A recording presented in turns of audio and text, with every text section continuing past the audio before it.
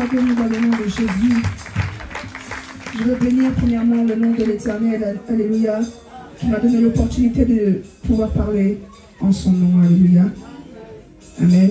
Ce n'est pas facile d'être présent devant vous et de pouvoir dire quelques mots de sa part, mais Dieu a permis que je le sois, alléluia, que je sois présente ici, amen. Et je prie au nom de Jésus que ces petites minutes qui me sont données, 5 minutes précisément qui me sont données, soient une bénédiction pour quelqu'un, alléluia. Soit une bénédiction pour une femme, mais aussi pour un homme, alléluia. Asseyez-vous, amen.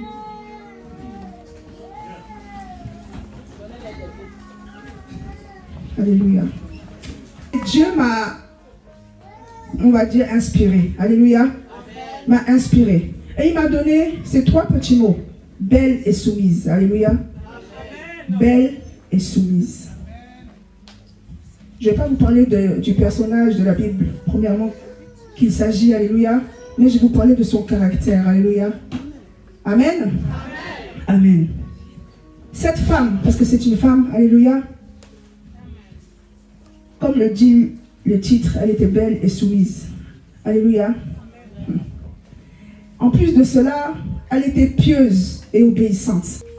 Je ne vais pas vous lire le verset aussi, c'est à la fin que je vais vous lire le verset pour comprendre pourquoi je dis tout ça. Amen. Cette femme qui était soumise, le verset que j'ai lu m'a fait comprendre que c'est parce qu'elle, plus en plus, en fait, c'est parce qu'elle était dans la soumission qu'elle devenait de plus en plus belle. Alléluia. Elle devenait de plus en plus belle. Pas parce que, certes, Dieu lui a donné une beauté physique, mais il y avait une beauté encore dans son intérieur qui augmentait chaque fois qu'elle était dans la soumission auprès de son mari. Amen. Et cette femme, tellement qu'elle était obéissante à son mari, tellement qu'elle était obéissante à son époux, alléluia, tellement qu'elle faisait tout ce que son mari lui disait, même ce qui ne le plaisait pas, alléluia, parce que son mari lui a même demandé de dire que tu n'es pas mon mari, que je ne suis pas ton épouse, qu'on n'est pas mari et femme tous les deux, alléluia, mais que tu es ma sœur. Et je ne sais pas si de nos jours, on part dans un pays autre, où on voyage, puis tout d'un coup, ton mari te dit, bon, aujourd'hui tu n'es plus mon mari, à partir d'aujourd'hui, tu vas me mentir. Là où on va, tu vas dire que tu es ma sœur. Entre toi et moi, je ne sais pas si on peut avaler ça, accepter ça à cause de la soumission, alléluia. Mais elle, cette femme, n'a pas dit un mot. Et elle l'a fait. Elle a obéi à cela. Tellement que sa soumission était profonde. Tellement qu'elle aimait son mari, alléluia. Tellement qu'elle aimait son époux. Tellement qu'elle voulait faire plaisir à son mari. Elle a obéi à ce niveau-là. À son mari, elle en était soumise à ce niveau-là, amen. Donc elle le suivait partout. Et elle acceptait même de mentir pour lui. Même de mentir pour lui. Amen. Même de mentir pour lui. Moi, c'est quelque chose, personnellement, je ne peux pas faire. Personnellement, je ne peux pas faire. Cette femme était tellement respectueuse envers son époux qu'elle était prête même à se marier à quelqu'un d'autre. Est-ce qu'une femme de distinction pourrait faire cela? Je ne sais pas. Et j'aimerais aussi encore souligner un trait de caractère de cette femme. Parce que j'ai vu dans son parcours qu'elle était aussi attentionnée envers son mari. Qu'elle avait de l'attention. Dans les petits détails, elle était attentionnée. À tel point que son mari, elle appelait avec un petit mot qui touchait son cœur. Elle appelait mon Seigneur, mon Maître dans d'autres versions. Alléluia. Moi, personnellement, mon Seigneur, là, voilà, il est là, mais voilà. Je n'ai pas encore atteint ce niveau d'attention envers lui. Et cette femme m'a vraiment montré qu'on pouvait arriver à ce niveau-là. Et en parallèle, ça m'a fait comprendre également la relation qu'une femme de distinction, une femme peut avoir avec Dieu. Alléluia. Que quelqu'un pouvait avoir avec Dieu. À quel point tu es attentionné envers ton Père qui est dans les cieux. À quel point ton niveau d'attention touche le cœur de ton Père. Parce que cette femme touchait le cœur de son mari. Alléluia. Amen. Le temps m'est donné. Donc je vais en terminer. C'est presque fini pour moi. Donc, je voulais juste souligner cela. Cette femme était vraiment attentionnée à son mari. Elle avait des petits mots. Elle était vraiment aux petits soins pour son mari. Et c'est comme cela, et c'est pour cela que son mari l'aimait. Alléluia. L'aimait encore plus. Amen. Je vais lire le verset qui est rattaché à ce que j'avais dit. Parce que je n'avais que 5 minutes. Le verset qui m'était donné, c'était 1 Pierre 3, verset 6. Amen. Par exemple, Sarah obéissait à Abraham et elle l'appelait mon maître.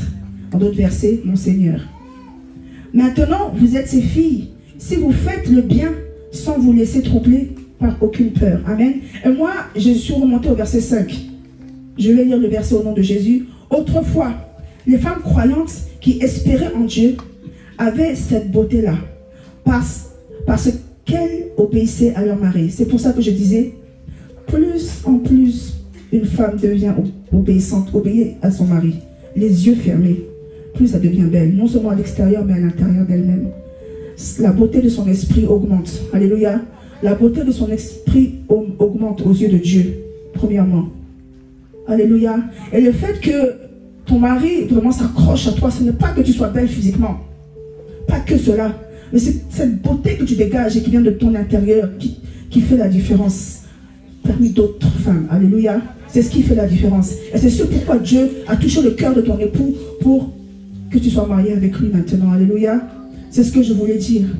Et je voulais donner un petit conseil à toutes les femmes que nous sommes, de vraiment prendre soin de nos époux. De privilégier des temps avec lui. Alléluia. Là, je parle de notre époux marital, Marie. Et aussi de prendre aussi en parallèle des moments aussi d'intimité en prière avec le Seigneur qui est dans les cieux. Alléluia. C'est important. Plus tu prends de temps, plus tu connais ton Seigneur qui est dans les cieux. Alléluia. Et plus vous pouvez partager des moments d'intimité, et plus tu le connais. Alléluia. Amen.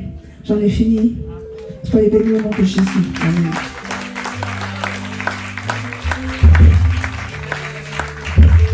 Jésus pour sa servante. Alléluia. Amen. Gloire à Jésus. Elle a dit plus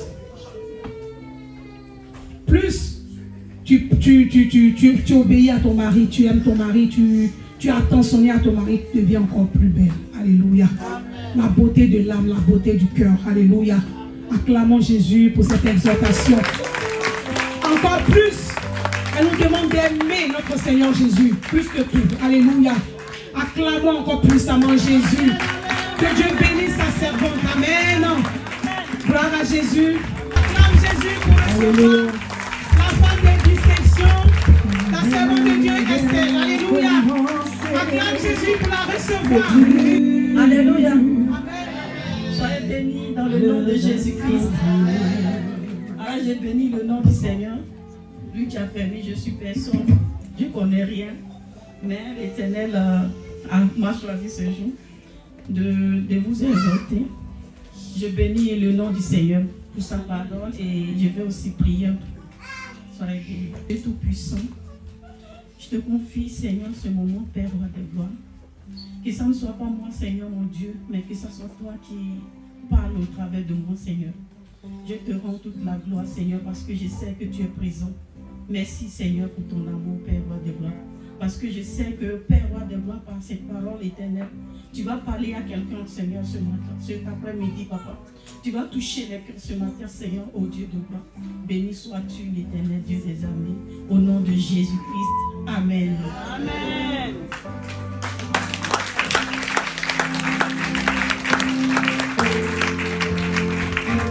Asseyez-vous, s'il vous plaît.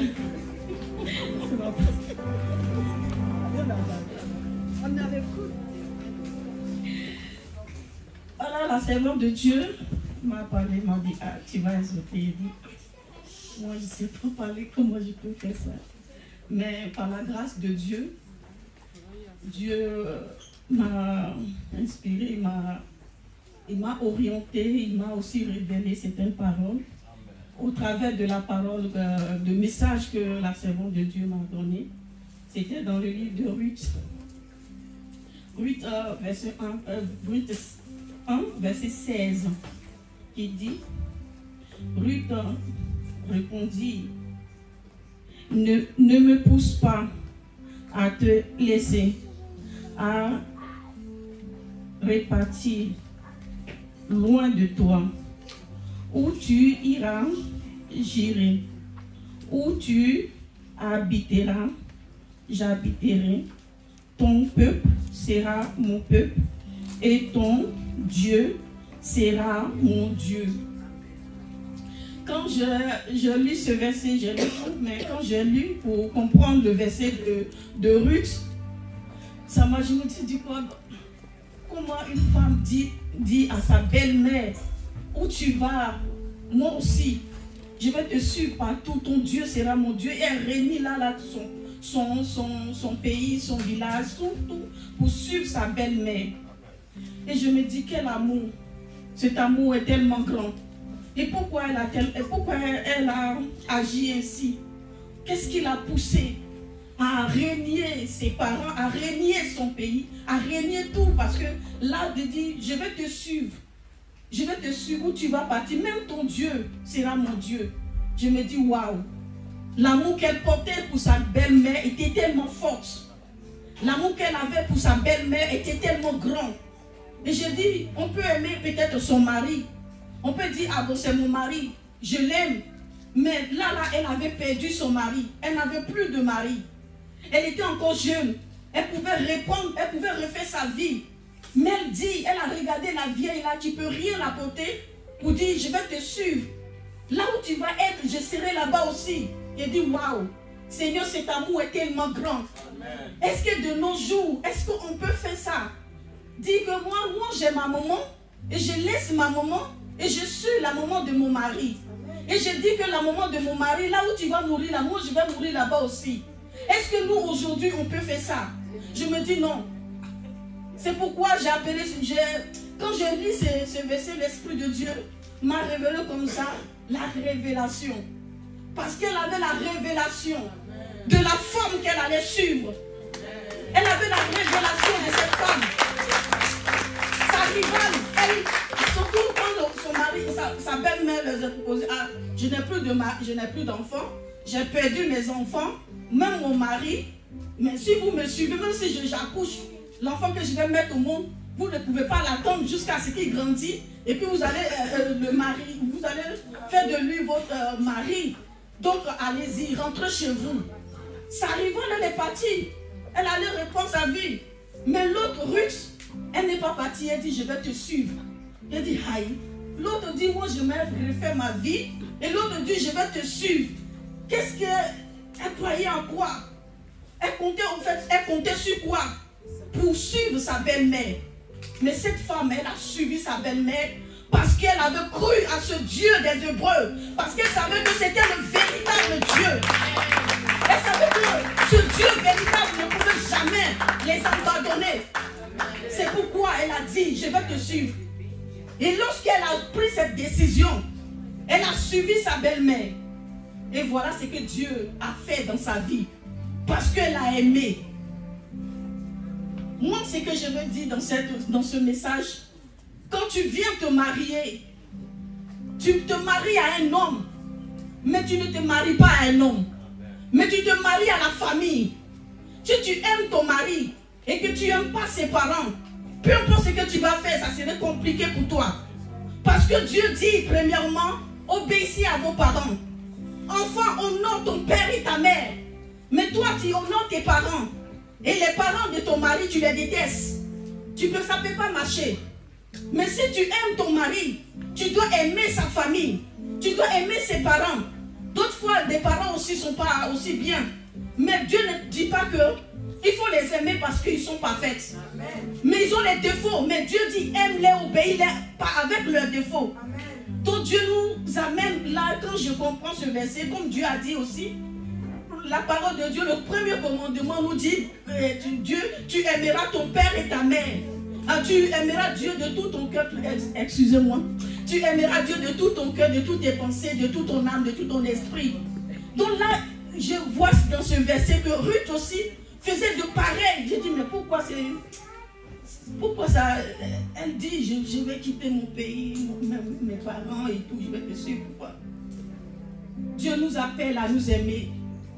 Il nous appelle à aimer nos parents, nos belles familles, nos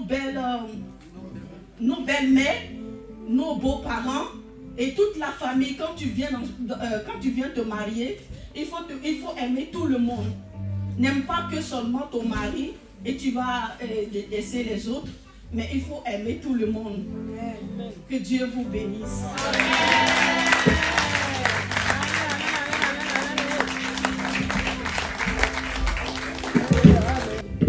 Alléluia. Est-ce qu'on peut puissamment acclamer notre Dieu?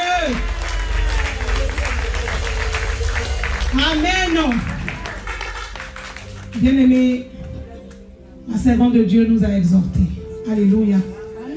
Tu ne peux pas aimer un homme et détester ses parents. Alléluia. La Bible dit aime ton prochain comme toi-même.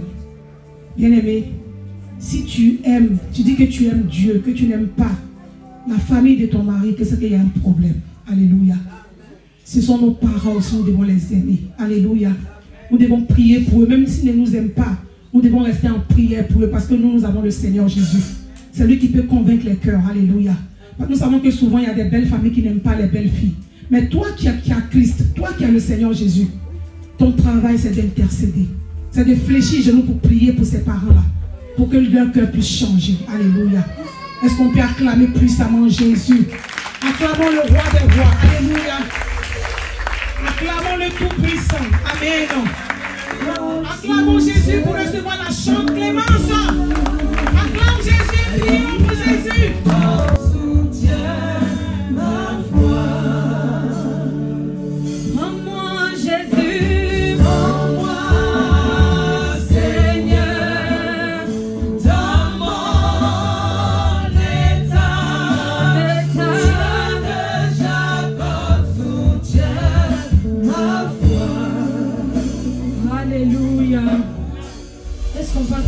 Jésus plus fort. On peut acclamer Jésus. Ça c'est une acclamation pour moi. Ce n'est pas pour Jésus. Quand il s'agit de Jésus tellement, on doit être joyeux, heureux. Dès qu'il s'agit de roi des rois, est-ce qu'on peut encore l'acclamer plus fort? Alléluia. Je bénis le Seigneur cet après-midi parce que je suis parmi ceux-là que le Seigneur a choisi pour apporter la parole. Je ne connais rien. Je suis la dernière parmi les premiers. Mais cet après-midi, le Seigneur m'a choisi. Il m'a fait cette grâce de te parler. Et je remercie encore notre Père spirituel qui ne cesse de nous enseigner et d'être toujours près de nous. Et je remercie encore la présence des femmes. Marie-Laure, que Dieu la bénisse. Est-ce qu'on peut acclamer Jésus pour cette femme? Elle fait beaucoup pour l'œuvre de Dieu. Je bénis le Seigneur en ces jours que le monde célèbre la femme. C'est une fête appelée fête de mère. Mais nous l'amenons dans la présence de Dieu. Nous l'amenons pour célébrer le Seigneur. On ne célèbre pas la femme. Mais je vais te dire cet après-midi, on célèbre. C'est lui qui est derrière la femme. Est-ce que tu m'as bien saisi? C'est comme si ça t'a bien dépassé. Nous célébrons celui qui a créé la femme cet après-midi.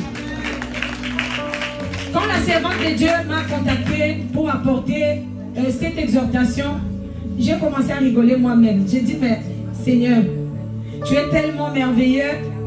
Devant ton peuple, tenir le micro là-bas, chanter, tenir le micro, apporter la parole, c'est des choses différentes. Et elle m'a donné le verset du jour qui est dans le livre de Jean chapitre 4 au verset 9. Je me souviens un jour ce verset, quand j'ai lu, j'ai appelé papa. Papa, j'aimerais comprendre ce que ce verset veut dire. Papa m'avait donné une explication. Et par cette explication, j'ai dit, est-ce que c'est ce que je vais apporter? J'ai dit, bon, ça m'a édifié. Mais le Saint-Esprit m'a apporté d'une autre manière pour dire qu'avec ce même verset, 1001 personnes peut apporter la parole avec un seul verset, mais d'une manière différente. Le Seigneur veut nous parler cet après-midi de la femme samaritaine. Je vais lire la parole de Dieu dans le livre de Jean chapitre 4 au verset 9. Je lis au nom de Jésus. La femme samaritaine lui dit, comment toi, qui es juif, me demandes-tu à boire, à moi qui suis une femme samaritaine.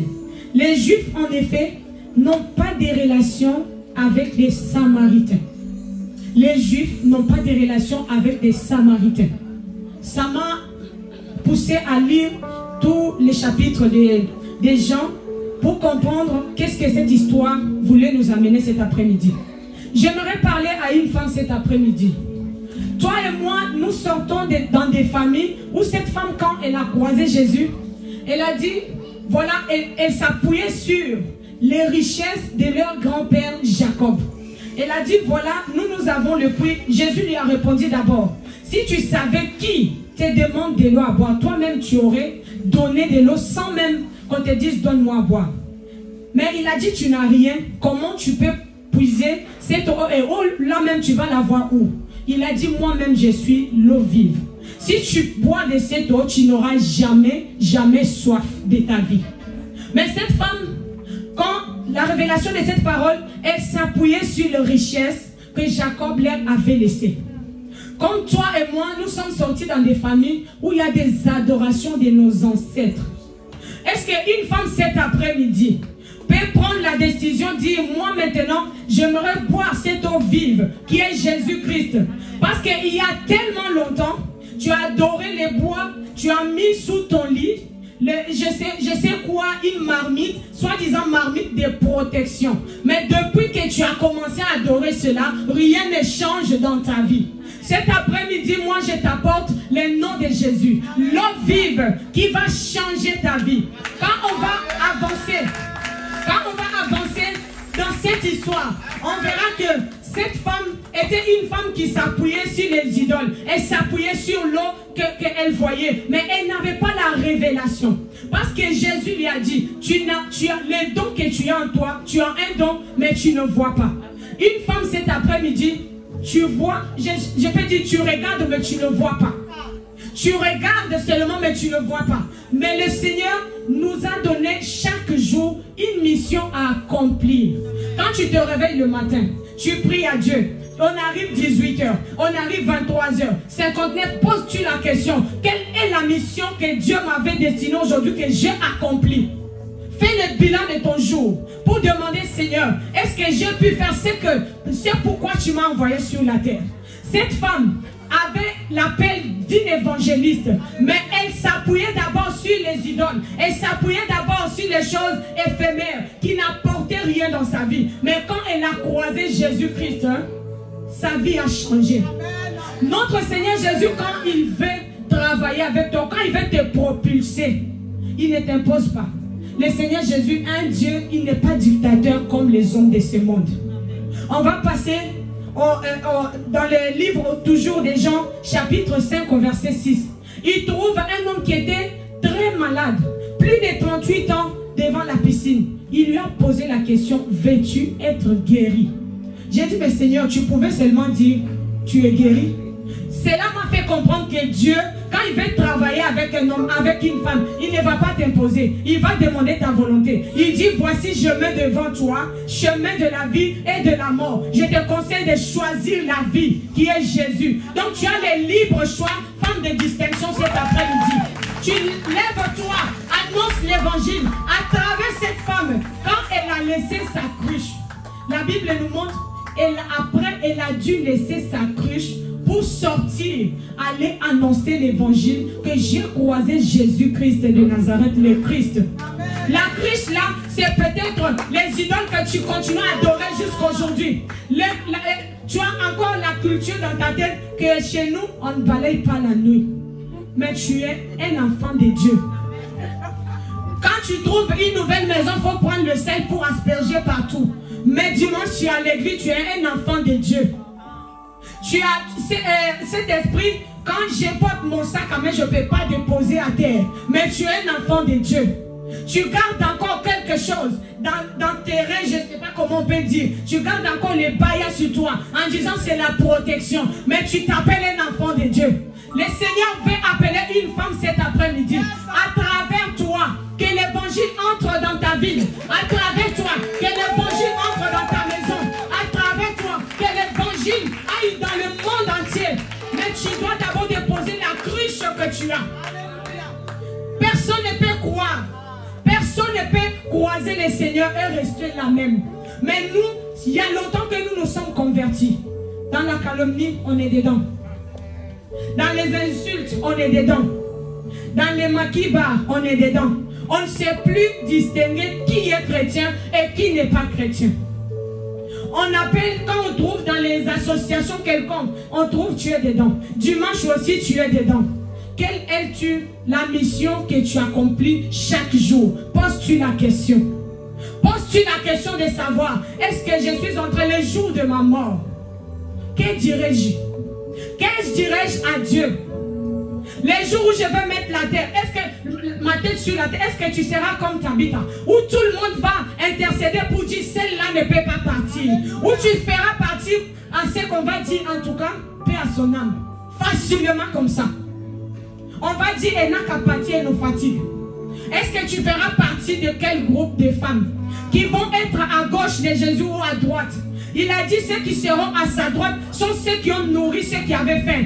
Sont ceux qui ont vêtu ceux qui n'avaient pas de vêtements. Est-ce que c'est la mission que tu accomplis, femme de distinction? Il est temps de laisser ta cruche derrière toi et avance avec Jésus. Tu as un don en toi qui est en train de dormir. C'est parce que tu gardes encore quelque chose de tes ancêtres en toi. Abandonne, laisse, avance avec Jésus. Personne n'a dormi, s'est réveillé comme ça, commencé à servir Dieu. Ce n'est pas facile. S'il y a quelque chose qui n'est pas facile sur laquelle c'est servir Dieu. Là, moi, je ne peux pas dire à quelqu'un qui est dans le monde, quand tu vas commencer à servir Dieu, tout est facile. Je ne te dirai pas ça. Tout n'est pas facile. C'est le début du commencement qui commence. Mais je vais exhorter une femme cet après-midi. Tu es une femme de distinction. Distingue-toi partout où tu passes.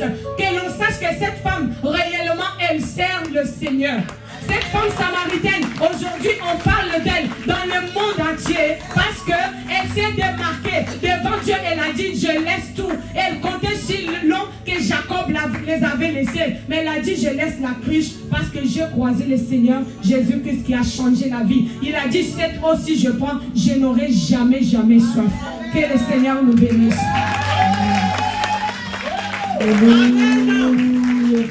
Bien-aimé, femme de distinction, laisse ta cruche et bois l'eau vive qui est Jésus-Christ de Nazareth. Alléluia. Que Dieu bénisse sa servante. Nous avons été puissamment nourris par toutes les servantes de Dieu qui ont intervenu. Alléluia. Amen. Dieu va nous nourrir encore. Alléluia. On va acclamer Jésus-Christ pour recevoir sa servante Aïcha. Acclame Jésus-Christ. Jésus, Jésus, tu es élevé au-dessus de tout. Amen, amen. Je bénis la vie de toutes les mamans qui sont là ici. Est-ce qu'il y a des femmes de distinction dans la salle? Je bénis Dieu pour votre vie. Amen. Vous êtes bénis. Vos entrailles sont bénies. Amen. Maman, tu n'es pas ici par hasard. Amen. Papa, tu n'es pas ici par hasard. Amen. Je bénis la vie de tout le monde. Amen. J'ai un message, j'ai une petite exhortation pour une femme, pour un homme. Amen. Je bénis la vie des servantes qui sont passées avant moi. Elles m'ont édifié. Amen. Elles ont parlé de l'obéissance. Amen. Elles ont parlé de l'obéissance. Elles ont parlé de la soumission. Amen. Mais moi, je viens te parler d'une femme qui a désobéi. Amen. Et je viens te dire ce que cette désobéissance a entraîné. Amen. Je vais prendre ma Bible dans le livre d'Esther. Esther 1, le chapitre 1, verset 19. Je lis la parole au nom de Jésus. Si le roi le juge bon, il devait émettre un édit royal et l'inscrire dans les lois de Perse et des Médès, avec défense de l'enfreindre. Cet édit interdirait à Vasti de se présenter devant le roi Assyrus et préciserait que le roi donnerait le titre de reine à une autre qui soit meilleure qu'elle. Amen. Amen, amen. Quand j'ai lu ce verset, je connaissais déjà un peu l'histoire dans la Bible de ce livre-là. Amen. Et lorsque la servante m'a dit que j'allais intervenir sur ce verset-là, j'allais donner une intervention, une exhortation sur ce verset-là. Au fait, il y a tellement de choses à dire, mais je n'ai pas beaucoup de temps. Je vais simplement faire sortir l'essentiel pour nous. Amen. Plus haut dans ce verset, dans ce chapitre-là, le chapitre 1, plus haut, la Bible nous parle d'un roi. Amen. D'un roi qui gouvernait sur plusieurs villes. Amen. Et il a organisé un banquet. C'est un grand repas, une fête où il a invité plus de 1000 personnes. Amen. Et cette fête-là se faisait sur 7 jours. Amen. Cette fête-là se faisait sur 7 jours. Et au 7e jour, il a voulu montrer à ses invités qu'il avait une reine. Que sa reine est belle. Amen. Que sa reine est belle. Que sa reine est belle physiquement. Et il voulait montrer ça. Il voulait élever sa reine, mais il voulait encore l'élever au milieu de ses invités. Amen. Et Vasti, c'était la femme du roi. Et aussi c'était la reine. C'était la reine d'un peuple. Amen. Amen. Vasti aussi de son côté, elle a fait aussi son banquet où elle invitait aussi des femmes. Amen. Et lorsque le roi a envoyé ses serviteurs pour dire à Vasti de venir, Vasti a désobéi au roi. Vasti a dit qu'elle ne peut pas venir. Elle a dit ça aux serviteurs du roi. Devant tout le monde, elle a désobéi au roi. Amen. Elle a désobéi au roi. Au fait, elle a mis la honte sur le roi. Amen. Parce que moi, je donne les éloges de quelqu'un qui est ma femme, qui est tout pour moi, et puis elle désobéit. Vasti a oublié de là où elle venait. Amen. Elle a oublié que c'est parce qu'il y a un roi qu'elle est reine. S'il n'y avait pas de roi, elle n'allait pas être reine. Vasti a cru qu'elle est née avec une cuillère en or dans sa bouche. Amen. Vasti ici, c'est pas seulement une femme. Amen. Vasti, en fait, c'est un esprit qui est en elle qui l'a poussé à faire ça. Amen. Et cet esprit-là, il y en a beaucoup. Il y en a beaucoup qui ont cet esprit-là. Il est au milieu de nous. Tu ne sais pas que tu as cet esprit de Vasti là, mais tu as ça. Tu ne sais pas. Ça peut te faire échouer. Ça peut te faire rater ta destinée. Vasti a échoué en tant que reine. Amen. Elle a échoué en tant que reine. Elle a désobéi. Et dans la désobéissance, elle devait être punie. Parce que tu es un exemple. Tu es une reine, tu es un exemple. Les autres te regardent pour pouvoir vivre leur vie avec leur mari, avec leurs enfants. Et toi, tu désobéis au roi. Le fait de désobéir au roi peut faire que son peuple va le mépriser. Parce que sa femme le désobéit. Nous, ici, on est à l'église ici. Si maman parle n'importe quoi à papa, est-ce que nous, on va considérer papa? On ne va pas le considérer. On ne va pas le considérer. Si maman se comporte très mal avec papa, si elle fait des trucs qui ne l'honorent pas, qui va considérer papa? On va dire, toi ta femme te parle mal, toi tu vas venir nous dire quoi? Hein? Donc, Vasti devait être punie pour ce qu'elle a fait. Parce que ça ne devait pas rester impuni face aux yeux du roi, puis face aux yeux des personnes qui la voient comme un leader. Amen. Parce que Dieu l'a établi là-bas pour quelque chose. Quand on t'établit quelque part, c'est pour quelque chose, c'est pour un but. C'est parce que tu es un exemple, c'est parce que tu es un modèle. Vasti a oublié qu'elle était un modèle. Elle a oublié qu'elle était un exemple. Et elle a désobéi au roi. Amen. L'esprit de Vasti ici, c'est quoi? L'esprit qu'il y a derrière Vasti ici, c'est quoi? C'est la désobéissance, c'est l'orgueil, c'est la colère, c'est la rancune. Amen. Il y a des hommes que tu vois, ils ont la carrure des ministres, ils ont la carrure des présidents. Il y a des femmes d'affaires que tu vois, elles ont la carrure de femmes d'affaires. Mais il y a quelque chose qui bloque. Il y a quelque chose qui fait qu'elles ne peuvent pas évoluer. Parce que souvent, elles ont un grand marché. Elles vont rencontrer des personnes, des partenaires avec qui elles vont se marcher là. Mais la colère va faire qu'elles ne vont pas avoir ce marché. Amen. La colère va faire qu'elles ne pourront pas avoir ce marché et puis elles vont retourner sans rien. La colère va faire qu'elles ne vont pas avancer. Amen. Vasti ici, l'esprit de Vasti ici, c'est quoi? L'esprit de Vasti ici, c'est un chrétien qui est dans l'église et il commence à évoluer. Et au fur et à mesure qu'il évolue, Dieu lui donne un zèle. Dieu lui donne des dons. Et ces dons-là, il n'utilise pas de la bonne manière. Ce zèle-là, il n'utilise pas de la bonne manière. Ce zèle-là, il pense pour se dire qu'il est supérieur que les autres. Il se dit qu'il est plus supérieur même que son père spirituel qu'il a établi. Amen. Oh, pourtant, il a oublié que c'est ce père spirituel-là qui veillait pour prier pour lui, pour qu'il grandisse. Amen. Mais il oublie ça. C'est Vasti, c'est l'esprit de Vasti qui fait ça. Parce que Dieu t'a donné ces dons-là, c'est pour faire de bonnes œuvres avec. Il t'a donné ce zèle-là, c'est pour faire de bonnes œuvres avec. Il est guindé, il soulève ses épaules. Il est mieux que tout le monde dans l'église. C'est lui qui voit tout ça, lui ce que Dieu parle. Amen. C'est Vasti qui fait tout ça. C'est l'esprit de Vasti qui fait tout ça. Amen. Vasti ici, c'est quelqu'un qui prie pour avoir un travail. Il prie pour avoir un travail. Il vient à l'église, il jeûne. Il jeûne. Tout le monde jeûne même pour lui. Amen. Tout le monde jeûne pour lui. Et il a ce travail-là. Quand il a ce travail-là, il n'est pas capable de payer sa dîme. Il s'est dit qu'il a mérité ce travail-là. Amen. C'est l'esprit de Vasti. Vasti ici, c'est quelqu'un qui va avoir le permis. C'est quelqu'un qui va avoir le permis. Il prie pour avoir le permis. Et lorsque Dieu lui donne ce permis-là, à chaque fois que quelqu'un lui demande un service, il demande l'argent de carburant. Amen. Lorsque le peuple de Dieu priait pour toi, ils ne t'ont pas demandé de l'argent pour prier pour toi. Lorsqu'ils intercédaient pour avoir ce permis-là, ils ne t'ont pas demandé quelque chose, mais ils ont prié. Et tu as eu ce permis-là.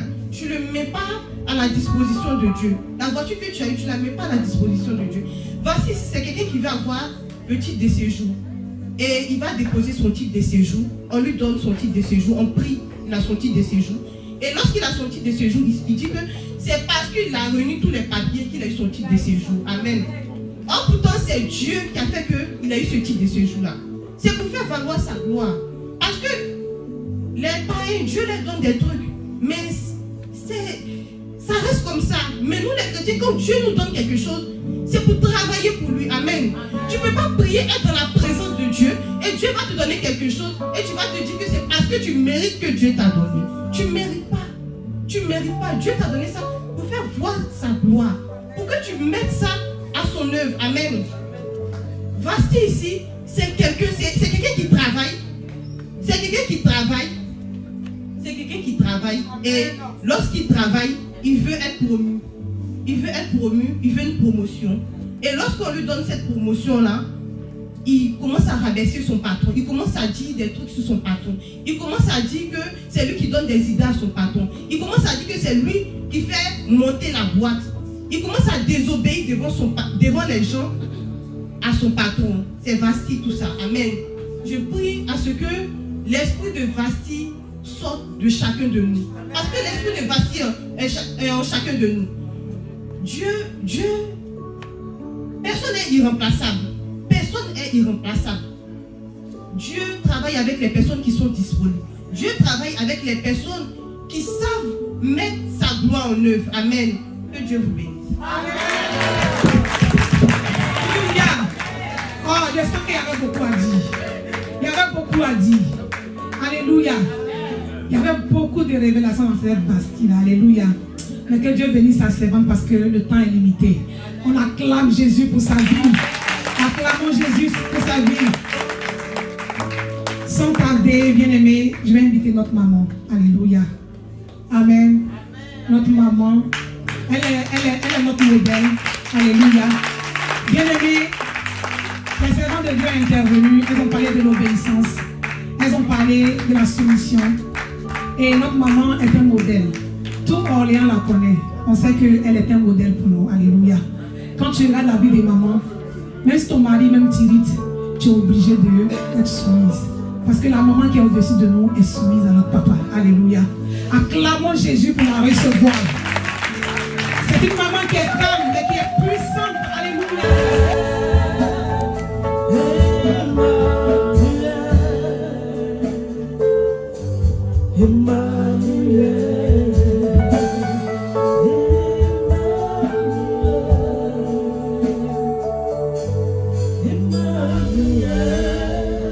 Amen.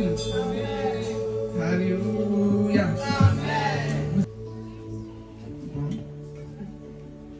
Bonjour à tous. Vous pouvez prendre place, vous pouvez vous asseoir. Amen. Alors, bienvenue à toutes les personnes qui nous rendent visite pour la première fois. Amen. Je vois quelques têtes. Amen.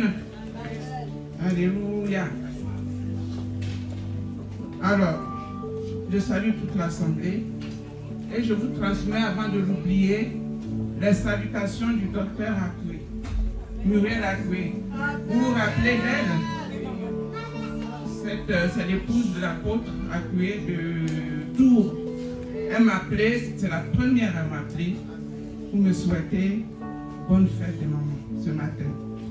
Et elle me charge de dire bonjour à notre assemblée et elle me dit encore merci pour le pain que vous lui avez offert quand on l'a invité ici. Elle dit j'ai cousu le pain, je l'ai porté, tout le monde me dit que je suis belle de Dieu. Amen. Je vous salue. Amen. Alors, je veux remercier encore toutes les femmes de distinction de notre assemblée pour l'organisation de cette fête. Principalement la responsable des femmes. Amen. Une belle fête. Amen. Nous avons été puissamment bénis par toutes les interventions. C'était fantastique. Vous avez des talents, les mamans de distinction. Vous avez vraiment du talent. Amen. Alors, ma responsable me dit que j'ai 10 minutes. Elle pourtant m'a donné tout un passage. Amen. Et le thème qu'elle m'a donné, c'est la force d'une femme de distinction. La force d'une femme de distinction. Amen. Un thème chic, mais que je vais certainement écourter parce que je n'ai pas beaucoup de temps. Amen. Alors, une femme de distinction pour me lire le passage. Annabelle, tu prends ton micro et tu me lis le passage de 2 Rois, chapitre 4, 2 Rois, chapitre 4, du verset 8 au verset 37. Vous vous rendez compte? Du verset 8 au verset 37. Pardon. Alléluia.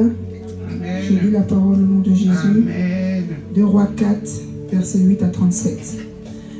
Un jour, Élisée passait sur Sunem. Écoutez bien. Il y avait là une femme de distinction qui le pressa d'accepter à manger. Et toutes les fois qu'il passait, il se rendait chez elle pour manger. Verset 9, elle dit à son mari, voici, je sais que cet homme qui passe toujours chez nous est un saint homme de Dieu. Faisons une petite chambre haute avec des murs et mettons-y pour lui un lit, une table, un siège et un chandelier, afin qu'il s'y retire quand il viendra chez nous. Verset 11, Élisée étant revenu à Sunem, se retira dans la chambre haute et il coucha. Il dit à Gézaï, son serviteur, appelle cette Sunamite. Gézaï l'appela et elle se présenta devant lui. Et Élisée dit à Gézaï, dis-lui, voici, tu nous as montré tout cet empressement. Que peut-on faire pour toi? Faut-il parler pour toi au roi ou au chef de l'armée? Elle répondit, j'habite au milieu de mon peuple. Verset 14, et il dit, que faire pour elle?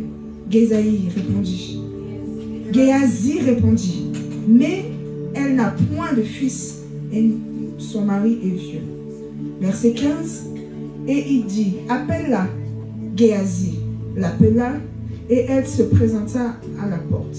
Verset 16, Élisée lui dit, à cette même époque, l'année prochaine, tu embrasseras un fils. Et elle dit, non, mon Seigneur, homme de Dieu, ne trompe pas ta servante. Verset 17, cette femme devint enceinte Et elle enfanta un fils à la même époque, l'année suivante, comme Élisée lui avait dit. Verset 18, l'enfant grandit et un jour qu'il était allé trouver son père vers les moissonneurs. Verset 19, il dit à son père, ma tête, ma tête. Le père dit à son serviteur, porte-le à sa mère. Verset 20, le serviteur l'emporta et l'emmena à sa mère. Et l'enfant resta sur les genoux de sa mère jusqu'à midi, puis il mourut. Verset 21, elle monta, le coucha sur le lit de l'homme de Dieu, ferma la porte sur lui et sortit. Elle appela son mari et dit, envoie-moi, je te prie, un de tes serviteurs et une des ânesses. Je veux aller en hâte vers l'homme de Dieu et je reviendrai. Verset 23, et il dit, pourquoi veux-tu aller aujourd'hui vers lui? Ce n'est ni nouvelle lune ni sabbat. Elle répondit, tout va bien. Verset 24, puis elle fit sceller l'ânesse et dit à son serviteur, mène et pars, ne m'arrête pas en route sans que je ne te le dise. Verset 25, elle partit donc et se rendit vers l'homme de Dieu sur la montagne du Carmel. L'homme de Dieu, l'ayant aperçu de loin, dit à Géasi, son serviteur, voici cette Sunamite. Verset 26, maintenant, cours donc à sa rencontre et dis-lui, te portes-tu bien? Ton mari et ton enfant se portent-ils bien? Elle répondit bien. Verset 27, et dès qu'elle fut arrivée auprès de l'homme de Dieu, sur la montagne, elle embrassa ses pieds. Géasi s'approcha pour la repousser. Mais l'homme de Dieu dit, laisse-la, car son âme est dans l'amertume. Et l'Éternel me l'a cachée et ne me l'a point fait connaître. Verset 28, alors elle dit, ai-je demandé un fils à mon Seigneur? N'ai-je pas dit, ne me trompe pas? Et Élisée dit, Géasi, ceins tes reins, prends ton bâton dans ta main et pars. Si tu rencontres quelqu'un, ne le salue pas. Et si quelqu'un te salue, ne lui réponds pas. Tu mettras mon bâton sur le visage de l'enfant. Verset 30. La mère de l'enfant dit, l'Éternel est vivant, et ton âme est vivante. Je ne te quitterai point. Et il se leva et la suivit. Verset 31. Géasi les avait devancés, et il avait mis le bâton sur le visage de l'enfant. Mais il n'y eut ni voix ni signe d'attention. Il s'en retourna à la rencontre d'Élisée et lui rapporta la chose en disant, l'enfant ne s'est pas réveillé. Verset 32, lorsque Élisée arriva dans la maison, voici l'enfant était mort, couché sur son lit. Élisée entra et ferma la porte sur eux deux, et il pria l'Éternel. Il monta et se coucha sur l'enfant, et il mit sa bouche sur sa bouche, ses yeux sur ses yeux, ses mains sur ses mains, et il sentit sur lui, et il s'étendit sur lui, et la chair de l'enfant se réchauffa. Verset 35, Élisée s'éloigna, alla ça et là par la maison, puis remonta et s'étendit sur l'enfant. Et l'enfant éternua 7 fois, et il ouvrit les yeux. Verset 36, Élisée appela Géasi et dit, appelle cette Sunamite Géasi. Géasi l'appela, et il vint à Élisée, qui dit, prends ton fils. Verset 37, elle alla se jeter à ses pieds, et se prosterna contre terre, et elle prit son fils et sortit. Amen. On peut acclamer la parole. Amen. Alors, j'espère que vous avez bien suivi la lecture, parce que, en fait, c'est un résumé que je vais essayer de faire. Amen. C'est une femme de distinction dont la Bible nous parle ici. Une femme de distinction forte. Elle est forte, cette femme. Amen. Parce que le terme de notre petite exhortation, c'est une femme, la force d'une femme de distinction. Amen. Je voudrais vous dire déjà les qualités d'une femme de Amen. Une femme de distinction doit avoir des qualités morales. C'est-à-dire savoir se mettre à part. Amen. Quand je dis se mettre à part, ce n'est pas par orgueil, ce n'est pas pour se séparer des autres. Se mettre à part, c'est savoir se tenir. Quand tu es dans une assemblée et que tu es quelque part, et que les gens critiquent ou que les gens font des histoires et tout, bien aimé, tais-toi. Sache tenir ta langue. Partout où tu te trouves, sache parler avec sagesse. Et aussi le ton de la voix compte. Amen. Pour quelque chose que tu veux dire, que tu veux réconforter quelqu'un, ou bien tu veux parler à quelqu'un, si tu utilises la voix sur un autre ton, bien-aimé, ça va changer les choses. Le ton de la voix change tout. Amen. Il faut savoir intervenir au moment où il faut et quand il faut, bien-aimé. Je veux dire, à la maison, bien-aimé, quand tu as une femme de distinction, en tant que qualité morale, dès que tu poses les yeux sur ton enfant, tu sais s'il a faim ou pas. Ou alors, tu sais s'il est malade ou pas. Il n'y a que la femme qui le sait, pas l'homme. Amen. Je ne dis pas forcément qu'un homme ne peut pas découvrir ça, mais en général, c'est la femme qui sait tout ça. Amen. Et la femme de distinction doit savoir rassembler. Elle doit savoir assembler. Elle n'est pas là dans un milieu pour diviser, non. En ce moment-là, tu ne ressembles plus à une femme de distinction. Amen. Elle doit aussi avoir des qualités spirituelles. Alléluia. Les qualités spirituelles, c'est accepter véritablement Jésus-Christ. Amen. Une femme de distinction doit savoir accepter Jésus-Christ. Mais pour de vrai. Amen. Elle doit consacrer sa maison à Dieu. Amen. Ici, on a vu que cette femme a construit une maison haute pour l'homme de Dieu.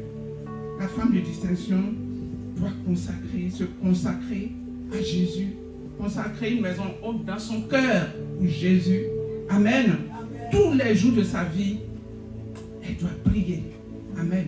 C'est quand tu pries que tu es en contact avec Dieu, avec l'Esprit de Dieu. Amen. Une femme de distinction doit être persévérante. Amen. Elle doit chercher toujours à aller vers Dieu pour les solutions de ses problèmes et pas devant les dieux de ce monde. Amen. Parce qu'il n'y a que le véritable Dieu, notre Dieu que nous prions, qui peut, bien aimé, résoudre nos problèmes. Amen. Alléluia. Amen. Une femme de distinction doit savoir parler avec humilité. Amen. L'humilité compte beaucoup pour Dieu, bien-aimé. Une femme de distinction doit savoir parler avec humilité. Il ne faut pas toujours chercher à avoir raison. Amen. Tu commences à parler déjà, tu as raison. Amen. Elle doit éviter les histoires. Amen. Elle doit vivre dans l'humilité, dans le respect de la parole de Dieu. Alléluia. Amen. Amen. Donc, ce passage que nous avons lu, bien-aimé, ça révèle une femme de distinction forte. Et j'admire beaucoup cette tsunami. Amen. Est-ce qu'on peut acclamer au moins la parole de Dieu? J'aimerais cet après-midi que Dieu parle au cœur des uns des autres. Pour ce passage long que nous avons lu, mais que je vais essayer de résumer. Que l'Esprit de Dieu nous parle. Amen. Quand on lit ce passage, on constate que cette femme-là, elle n'était pas une femme pauvre. Quand je dis pauvre, ça veut dire financièrement, matériellement. Ce devait être une femme riche. Parce que quand vous avez vu que quand Élisée lui a demandé, qu'est-ce que je peux faire pour toi? Elle dit, moi, je suis dans mon peuple. Je suis dans mon peuple, ça veut dire quoi? Ça veut dire qu'elle ne cherche pas d'âme à personne. Tout le monde l'aime. Partout où elle passe, elle est à l'aise. Je suis dans mon peuple. Je n'ai pas de problème. Amen. Mais il se trouvait que cette femme qui n'a aucun problème, qui n'a besoin de rien, quand l'homme de Dieu passait, bien aimé, depuis le premier jour, elle a invité dans sa maison. Et toi, bien aimé, et toi, est-ce que tu as un jour invité Dieu dans ton cœur? Est-ce que tu as un jour pris la décision d'inviter un homme de Dieu dans ta maison? Dieu dans ton cœur? Est-ce que tu t'es consacré à Dieu véritablement? Amen. Cette femme ne s'est pas vantée. Elle ne s'est moquée de personne. Elle était gentille avec tout le monde. Elle était bienveillante avec tout le monde. Elle faisait de l'hospitalité. Vous savez ce que c'est l'hospitalité? Amen. Elle ne cachait pas sa nourriture. Elle n'insultait pas tout le monde. Elle ne se moquait pas de tout le monde. Amen. Elle respectait les hommes de Dieu. Elle respectait les hommes de Dieu. Dès qu'on lui dit c'est un homme de Dieu, c'était avec respect. Amen. Au point où elle a invité Élisée, la Bible dit, elle se pressait. Elle le pressait de rentrer chez elle. Souvent Élisée était pressé, elle dit non, non, non, non, tu vas, tant que tu ne rentres pas chez moi, tu ne passes pas. Et Élisée venait, il mangeait. Il dormait. Et finalement, bien aimé, cette femme a décidé de construire une chambre haute. La chambre haute, c'est au-dessus de leur maison. Elle demande à son mari, est-ce qu'on peut construire une chambre haute pour ce serviteur de Dieu, bien-aimé? Son mari n'a pas hésité. Et ça aussi, c'est très important. La confiance que son mari a eue envers elle.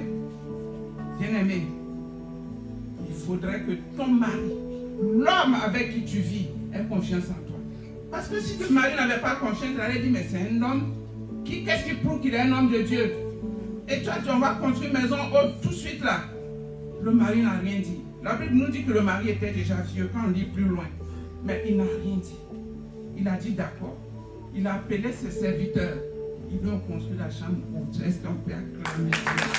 Alléluia!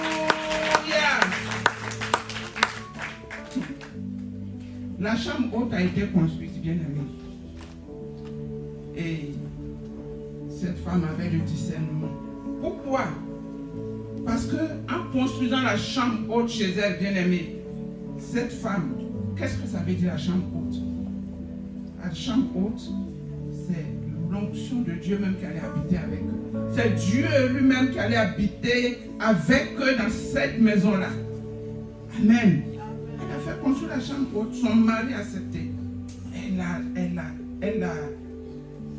Elle a convaincu, c'est pas convaincu, mais juste de ce que, à cause de ce qu'elle a parlé, à cause de son comportement quotidien, son mari dit oui, on va construire cette chambre pour Élisée. Et Élisée, à chaque fois qu'il passait là, c'était sa chambre. Il montait, il dormait, il mangeait, il faisait tout. Amen. Bien aimé, c'est comme ça qu'on attire la grâce de Dieu dans nos vies. C'est comme ça qu'on attire la grâce de Dieu dans nos vies. Parce que quand on repousse Dieu, bien aimé, c'est comme si on repoussait toutes les grâces. Mais quand tu attires, tu te consacres à Dieu, bien aimé, la grâce de Dieu surabonde dans ta vie. Amen. Soyez comme cette femme. Amen. Dieu veut faire quelque chose avec vous, avec toi qui m'écoutes cet après-midi. Parce que Dieu, c'est la servante Aïcha qui l'a dit, il n'est pas dictateur. Il attend que tu viennes vers lui. Il attend que tu te disposes. Et lui, il agit. Alléluia. Amen. Amen. Alors la chambre haute, bien aimé, doit être constamment dans nos vies. Dans nos vies. Amen. Amen. Parce que la chambre haute doit être avec nous tous les jours. Alors cette femme a tellement bien fait que Élisée ne pouvait pas la laisser comme ça. Il a dit, qu'est-ce que je peux faire? Quand elle a dit, moi je n'ai pas de soucis, je n'ai pas de problème, elle n'a pas compris ce que Élisée voulait lui dire. Et c'est Géasi, c'est-à-dire Géasi qui était auprès d'Élisée. Comme un serviteur peut être auprès du pasteur, du serviteur de Dieu. C'est lui qui voit tout. Quand on est auprès du pasteur, bien-aimé, on voit tout, on regarde partout. C'est Géasi qui va dire à son maître, Élisée, cette femme n'a pas d'enfant. Élisée n'avait pas remarqué cela, mais c'est Géasi qui va lui dire, cette femme-là, elle n'a pas d'enfant. Élisée a dit, ah bon, d'accord, donc c'est un enfant que je vais lui donner. Et quand il a fait la proposition à la Sunamite, c'est une dame de Sunem, donc on appelle la Sunamite, elle dit, mais moi, je suis stérile. Je n'ai jamais eu prise de grossesse. Et puis mon mari, il est vieux. Amen. Bien aimé, ça me rappelle là l'histoire d'Abraham et de Sarah. Elle dit mon mari est vieux, puis je n'ai pas de moi je suis stérile. Et Élisée lui dit, l'année prochaine, à cette même date, tu auras un fils. Tu vas l'embrasser. Tu embrasseras un fils. Tu embrasseras un fils, bien-aimé. Comme Jésus te le dit ce soir, cet après-midi, que si tu lui donnes ta vie véritablement, il va faire quelque chose dans ta vie. Amen. Amen. Retiens cette parole. Alléluia. Amen. Et bien-aimé, ça s'est accompli comme Élisée l'a dit. L'année qui suivait, à la même période, cette femme a eu un fils. Elle a eu un fils. Alléluia. Amen. Amen. Je vais rapidement. Amen. Et ce fils qu'elle a eu a grandi. Parce que la Bible nous dit que son père labourait dans les champs et l'enfant est parti tout seul vers son père. Et il est arrivé vers son père et arrivé là, dans les champs là-bas, l'enfant commence à dire à son père, ma tête, c'est-à-dire qu'il avait mal à la tête, il n'était pas bien, il était malade. Et qu'est-ce que le papa va dire? Il dit à ses serviteurs, prenez-le et amenez-le à sa maman. Vous voyez l'importance de la femme. L'importance de la femme. Bien aimé, normalement, c'est maintenant dans les temps modernes qu'une femme doit aller travailler. Sinon, c'est l'homme qui va travailler. Vous voyez bien que quand lui il était dans les champs, la tsunami, sa femme, elle était à la maison. Et l'enfant a quitté sa maman et il est parti vers les champs. Alors, il a dit, portez-le à sa maman, bien aimé. Et l'enfant était apporté à sa maman. Amen. Et cette femme, je l'imagine, elle a dû accueillir sa maman. La Bible nous dit qu'elle a gardé sur ses genoux. Elle a certainement caressé. Elle a certainement, lui a certainement dit des mots doux. Elle a certainement essayé de masser l'enfant, de le soigner. Bien-aimé, elle a certainement tout fait. Tout ce qu'elle pouvait faire, elle a fait. Mais la Bible nous dit que l'enfant est mort. L'enfant est mort. Moi, je dirais, l'enfant s'est endormi. Alléluia. L'enfant est mort. Bien-aimé, il y a combien de mamans dans cette salle? Déjà, même quand l'enfant est malade, on panique. On pleure déjà. Et ton enfant est dans tes bras. Et l'enfant meurt. Quelle maman ici, il faut dire la vérité, ne ferait pas un scandale? Chez nos soeurs BT, va faire acrobatie. Amen. Quelle maman n'allait pas pleurer, n'allait pas sauter, n'allait pas s'affoler? Mon enfant est mort dans mes bras. Bien aimé, cette femme a gardé son sang-froid. Elle a pris son enfant. Alléluia. Elle a pris son enfant. La force d'une femme de distinction. Parce qu'elle faisait confiance à son Dieu. Elle savait qu'à la chambre haute, il y avait l'Esprit de Dieu. Cette chambre haute était ointe. Il y avait la présence de Dieu. Bien aimé. Elle a pris son enfant tout doucement, sans même informer son mari. Alléluia. Elle est allée coucher son enfant dans le lit d'Élisée, le lit qu'elle lui avait fait. Elle allait le coucher là-bas, bien aimé. Et la Bible nous dit qu'elle a refermé la porte. Il ne faut même pas que l'onction la sorte un peu. Elle a refermé la porte derrière elle. Elle redescend et elle dit à son mari, donne-moi un âne, je vais courir. Je vais courir vers l'homme de Dieu. Son mari dit, mais ce n'est pas le moment. Pourquoi c'est là tu veux? Elle dit, tout va bien. Répète avec moi, tout va bien. Bien-aimé, dans tes souffrances, dans tes difficultés, Je te le dis, tu as un Dieu. Le véritable Dieu, c'est celui-là que nous prions. Bien-aimé, dis toujours dans tes problèmes que tout va bien.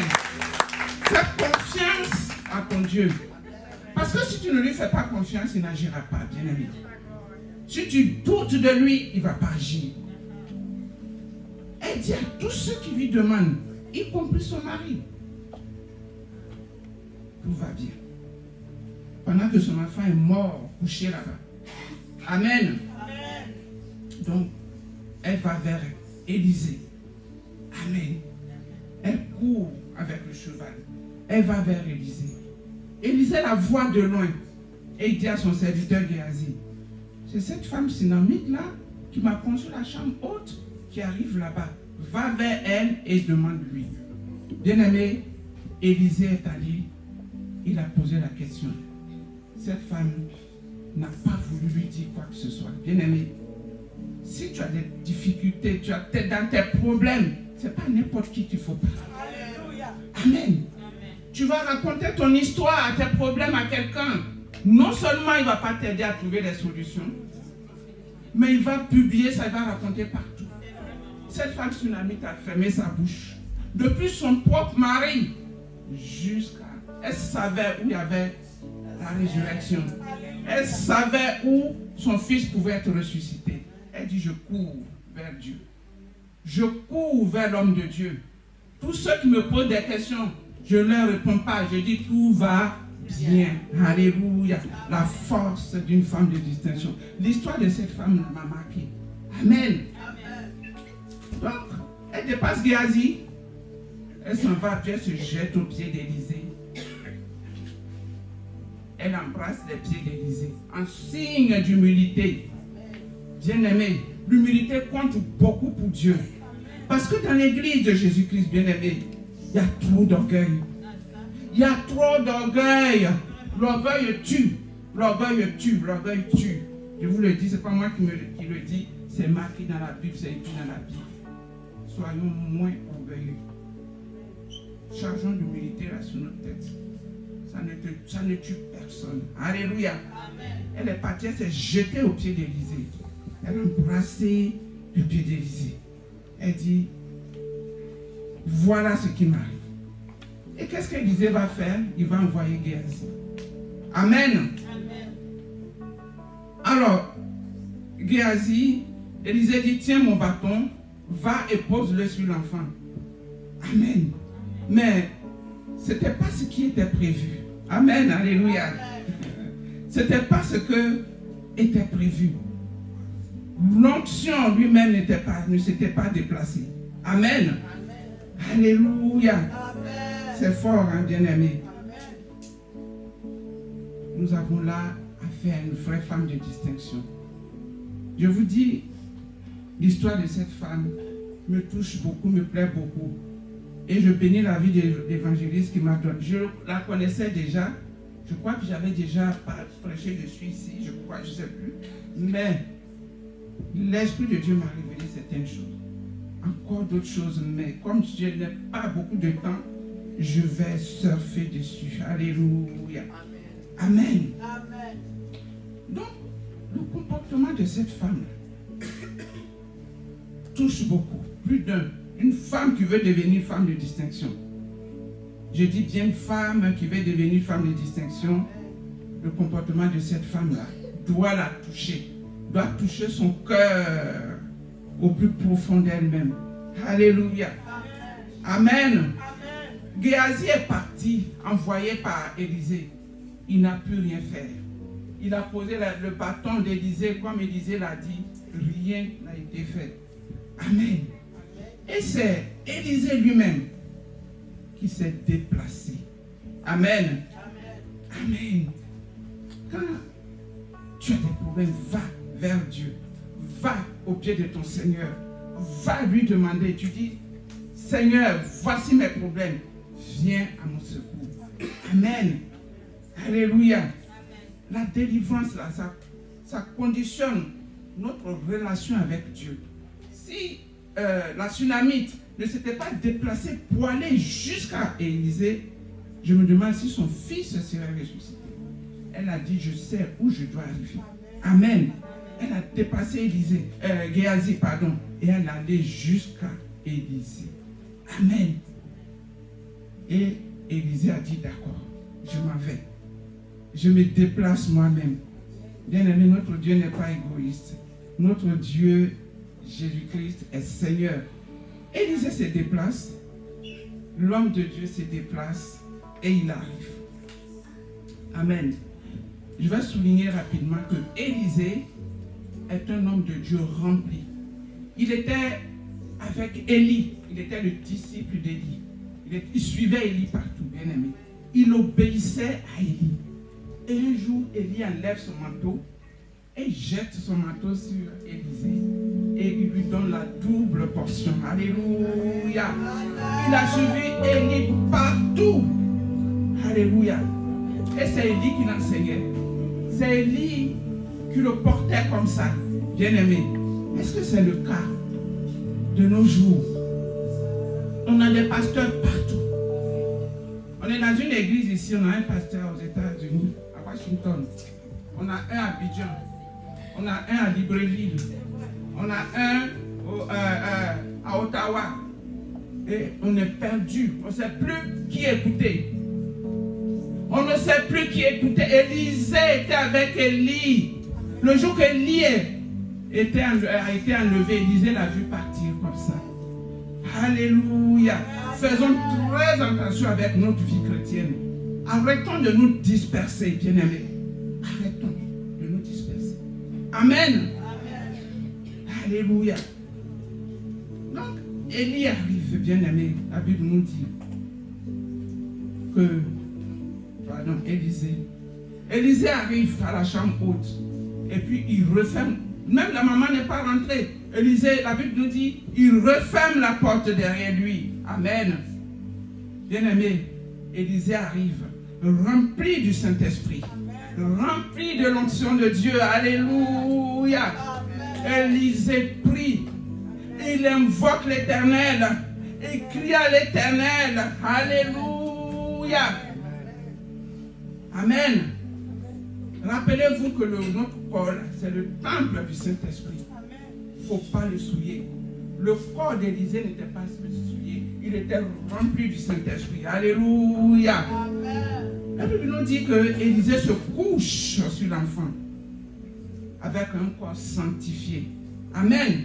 Un corps rempli du Saint-Esprit. Et Élisée met sa bouche sur la bouche de l'enfant bien-aimé pour que cet enfant la reparte. Il a mis ses yeux sur les yeux de l'enfant pour que ses yeux voient, bien-aimé. Il a mis ses mains sur les mains de l'enfant pour que cet enfant puisse bouger, attraper les choses de nouveau. Bien-aimé, Élisée s'est couché sur l'enfant pour que cet enfant-là, le Saint-Esprit, en lui le transperce et qu'il le réveille. Alléluia. Amen. Et l'enfant est ressuscité. Alléluia. Avant que cet enfant ne ressuscite, la Bible nous dit qu'il a éternué 7 fois. Papa nous disait le dimanche dernier que le 7, c'est le chiffre de la perfection.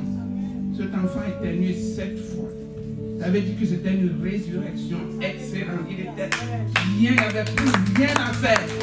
L'enfant est ressuscité.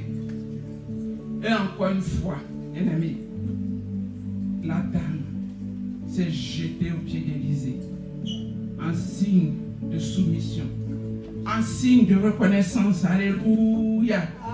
Amen. Bien-aimé, combien de personnes, la servante Aïcha l'a aussi dit, on a prié pour combien de personnes ici? Pour le travail, pour je ne sais pas quoi, pourquoi? Pour les papiers. Quand tu as les papiers, tu as le travail. Tu as le travail, tous les dimanches tu travailles. Tu n'as plus le temps pour Dieu. C'est fini. Amen. Alléluia. Amen. Et quand Dieu fait pour toi, il faut l'adorer. Il faut reconnaître ça. C'est ce que la Sunamite a fait. Parce que la Bible nous dit qu'elle s'est encore jetée aux pieds d'Élisée. Parce que quand l'enfant est ressuscité, il dit tiens ton enfant. Dieu ne ment pas, bien aimé. Dieu veille sur sa parole pour l'accomplir. Ce qui dit le fait. Si Élisa a prophétisé et qu'elle a eu cet enfant, ce n'était pas pour que cet enfant meure. Elle a suivi les voies de Dieu et Dieu a ressuscité l'enfant. Ce n'est pas Élisée qui l'a ressuscité, c'est l'Esprit de Dieu qui est en Élisée qui a ressuscité cet enfant-là. Alléluia. Donc, en conclusion, je dirais, bien-aimé, qu'à la chambre haute, il y a la vie. Il y a la vie dans la chambre haute. Construis-toi, je te le conseille. Toi qui m'écoutes cet après-midi, construis-toi une chambre haute dans ton cœur. Aujourd'hui, la chambre haute, ce n'est plus physique, ce n'est plus, on ne voit plus, c'est plus matériel, c'est spirituel. Construis-toi une chambre haute dans ton cœur. Donne complètement ta vie à Dieu. Et consacre-toi au Seigneur Jésus. Alléluia. Est-ce que tu es vraiment une femme de distinction? Est-ce que tu es vraiment une femme de distinction? Alléluia. Alors change. Mets ta vie à la disposition de Dieu. Amen. Il faut servir Dieu tous les jours. Pose des actes dans l'obéissance de la parole de Dieu. Alléluia. Amen. C'est en Christ que nous avons la vie. Je le dis haut et fort. C'est en Jésus-Christ que nous avons la vie. Amen. Alléluia. Résistons au diable parce que les choses de ce monde nous attirent trop. Amen. Changeons de comportement. Changeons de vie. Consacrons-nous à notre Dieu. Inscrivons-nous sur la liste des personnes que Jésus-Christ viendra chercher. Inscrivons-nous sur cette liste. Afin que quand ce jour-là va arriver, bien-aimé, on ne soit pas étonné. Qu'on ne soit pas étonné, bien-aimé. Quand on va rester, on va voir, ah, l'évangéliste est parti. Ah, Aïcha est parti. Ah, Annabelle est partie. Moi, c'est pas moi qui prêchais la dernière fois, là, je suis resté. Bien-aimé, non. Il faudrait qu'on monte avec Jésus. C'est très important pour notre vie chrétienne. Inscrivons-nous sur la liste parce que Jésus reviendra. C'est sûr que Jésus reviendra. Amen. Que Dieu nous bénisse.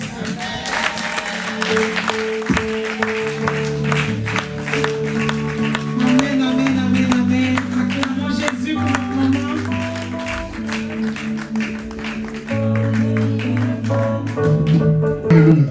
Que Dieu vous bénisse. Qu'il vous remplisse de santé, d'onction, de révélation, et que vos vies soient prolongées au-delà de ce qui est prévu dans Psaume 139. Que Dieu range vos vies. Alléluia. Et je vous remercie pour votre patience.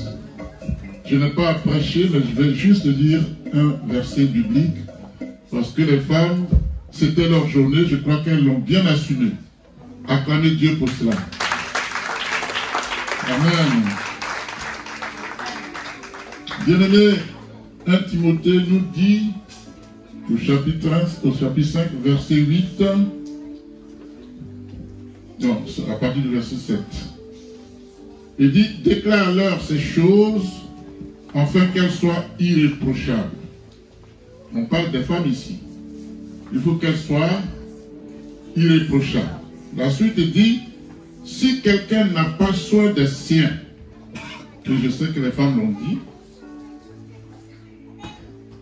et principalement de ceux de sa famille, elle a renié la foi. D'accord?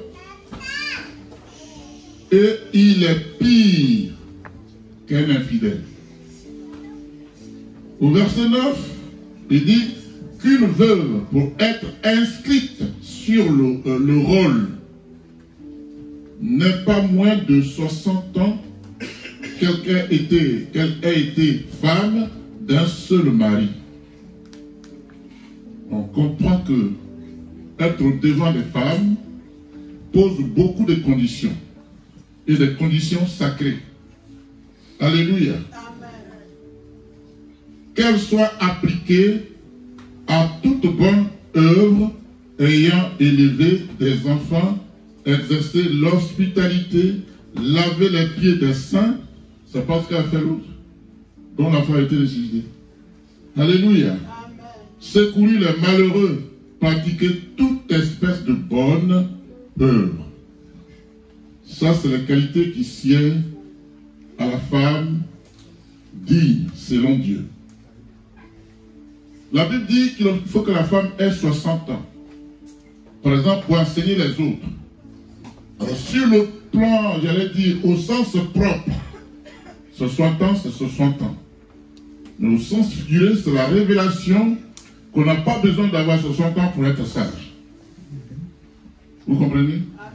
On peut avoir la sagesse avant 60 ans, on peut ne pas l'avoir même après 60 ans. Alléluia.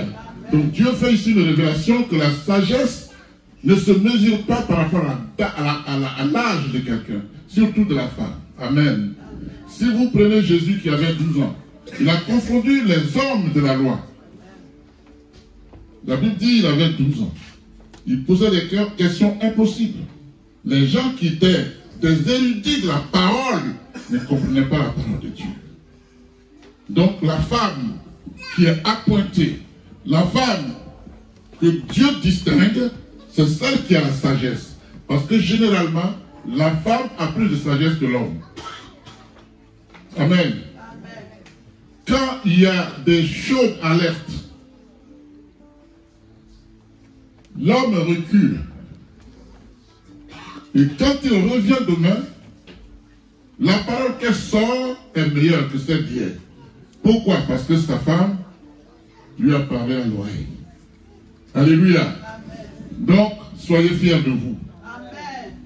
Jésus vous aime. Amen. Faites le boulot de Jésus. Amen. Je félicite les femmes d'illustration de cette église, mais toutes les femmes dans le monde. Amen. Bonne fête, maman. Amen. Que Dieu vous bénisse.